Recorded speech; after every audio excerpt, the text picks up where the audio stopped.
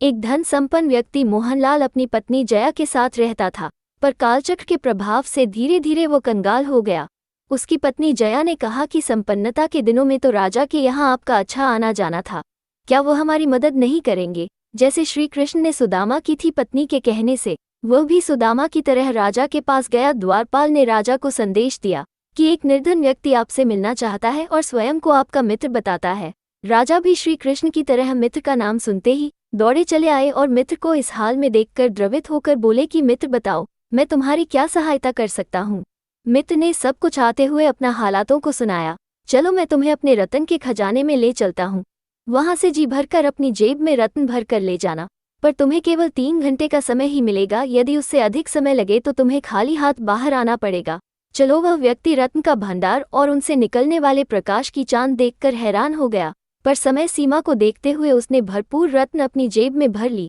वो बाहर आने लगा तो उसने देखा कि दरवाजे के पास रत्न से बने छोटे छोटे खिलौने रखे थे, जो बटन दबाने पर तरह तरह के खेल दिखाते थे। उसने सोचा कि अभी तो समय बाकी है, क्यों ना थोड़ी देर इसे खेल लिया जाए। पर यह क्या, वह तो खिलौने के साथ खेलने में इतना मगन हो गया, समय का भान ही नहीं रहा। उस समय घंटी बजी, जो समय सीमा समाप्त होने का संकेत था, और वह निराश होकर खाली हाथ ही बाहर आ गया। राजा ने कहा, मित्र, निराश होने की आवश्यकता नहीं है। चलो मैं तुम्हें अपने स्वर्ण के खजाने में ले चलता हूँ, वहां से जी भरकर सोना अपने थैले में भरकर ले जाना, पर समय सीमा का ध्यान रखना। उसने देखा कि वो कक्ष भी सुनहरे प्रकाश से जगमगा रहा था। उसने शीघ्रता से अपने थैली में सोना भरना प्रारंभ कर दिया। तभी उसकी नज़र एक घोड़े पर पड़ी, जिसे सोने की काठी से सजाया गया था। अरे, ये तो वही घोड़ा है जिस पर बैठकर मैं राजा साहब के साथ घूमने जाया करता था। उसे घोड़े के निकट गया, उसे पर हाथ फिराया और कुछ समय के लिए उसे पर सवारी करने की इच्छा से उसे पर बैठ गया। पर यह क्या, समय सीमा समाप्त हो गई और वह अभी तक सवारी का आनंद ही ले रहा था। उसी समय घंटी बजी, जो समय सीमा समाप्त होने का संकेत था, और वो घर निराश होकर खाली हाथ ही बाहर आ गया। राजा ने कहा, मित्र, निराश होने की आवश्यकता नहीं है। चलो मैं तुम्हें अपने रजत के खजाने में ले चलता हूँ, वहां से जी भरकर चांदी अपने ढोल में भरकर ले जाना, पर समय सीमा का ध्यान अवश्य रखना। उसने देखा कि वो कक्ष भी चांदी की धवल आभा से शोभेमंद था।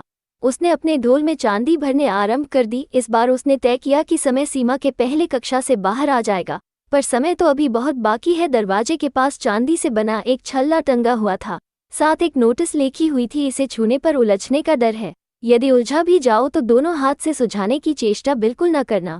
उसने सोचा कि ऐसी उलझने वाली बात तो कोई दिखाई नहीं देती, बहुत कीमती होगी, तभी बचाव के लिए लिख दिया होगा। देखते हैं कि क्या माजरा है। बस फिर क्या था, हाथ लगाते ही वो तो ऐसा उलझा कि पहले तो एक हाथ से सुझाने की कोशिश करता रहा, और जब सफलता न मिली तो दोनों हाथ से सुझाने लगा, पर सुलझा ना सका। और इस समय घंटी बजी, जो समय सीमा समाप्त होने का संकेत था, और वह निराश होकर खाली हाथ ही बाहर आ गया। राजा ने कहा, मित्र, कोई बात नहीं, निराश होने की आवश्यकता नहीं है, अभी तांबे का खजाना बाकी है। चलो मैं तुम्हें अपने तांबे के खजाने में ले चलता हूँ, वहां से जी भरकर तांबा अपने बोरी में भरकर ले जाना, पर समय सीमा का ध्यान रखना। ठीक है, मैं तो जेब में रत्न भरने आया था और बोरे में तांबे भरने की नौबत आ गई। थोड़ी तांबे से तो काम नहीं चलेगा। उसने कई बोरी में तांबे के भर लिए। भरते भरते उसकी कमर दुखने लगी, लेकिन फिर भी वह काम में लग रहा। विवश होकर उसने आसपास सहायता के लिए देखा। एक पलंग बिछा हुआ दिखाई दिया, उसे पर सुस्ताने के लिए थोड़ी देर लेट तो नींद आ गई, और अंत में वहां से भी खाली हाथ बाहर निकाल दिया गया। तो दोस्तों, ये थी कहानी हमारी तुम्हारी। किसी प्रकार हम भी अपने जीवन में अपने साथ कुछ नहीं ले जा पाएंगे। बचपन खिलौने के साथ खेलने में, जवानी विवाह के आकर्षण में और गृहस्थी की उलझन में बिता दे। बुढ़ापे में जब कमर दुखने लगी तो पलंग के सिवा कुछ दिखाई नहीं दिया लगता है। समय सीमा समाप्त होने की घंटी बजाने वाली है, इसीलिए संत कहते हैं, सावधान दोस्तों। शायद आपको पता ना हो, लेकिन जिंदगी इससे ज्यादा बार बार मौके देती है हमें, या यूं कहिए कि हर दिन हमें एक मौका देती है कि हम अपनी जिंदगी को बेहतर बना सके, एक अच्छाई के रास्ते पर ले चले। इंसान टाइम वेस्ट करना पसंद करता है, लेकिन टाइम वेट करना नहीं। दोस्तों, आपने कभी गौर किया होगा कि जब भी हम बस स्टॉप पर बस का इंतजार करते हैं तो वो 5 से 10 मिनट हमें काफ़ी लंबे लगते हैं, क्योंकि हम टाइम का वेट कर रहे होते हैं। और वही आपने देखा होगा कि हम अगर मोबाइल के साथ टाइम बिताते हैं, यानी कि टाइम वेस्ट करते हैं। कई बार होता है कि हम सोशल मीडिया में रहते हैं, जैसे कि व्हाट्सएप, फेसबुक, इंस्टाग्राम। जरूरी नहीं होता कि हर वक्त हम मोबाइल पर कुछ जरूरी काम कर रहे होते हैं, पर हमें ये जरूर पता होता कि हम टाइम वेस्ट कर रहे हैं। तो इंसान टाइम का वेट नहीं कर सकता, लेकिन टाइम वेस्ट जरूर कर सकता है। और हमें टाइम वेस्ट होने से बचाना है, क्योंकि हमारा वक्त बहुत कीमती होता है।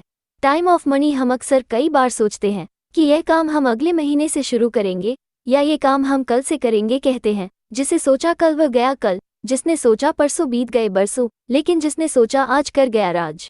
दोस्तों, मुझे उम्मीद है कि आपको ये कहानी पसंद आई होगी।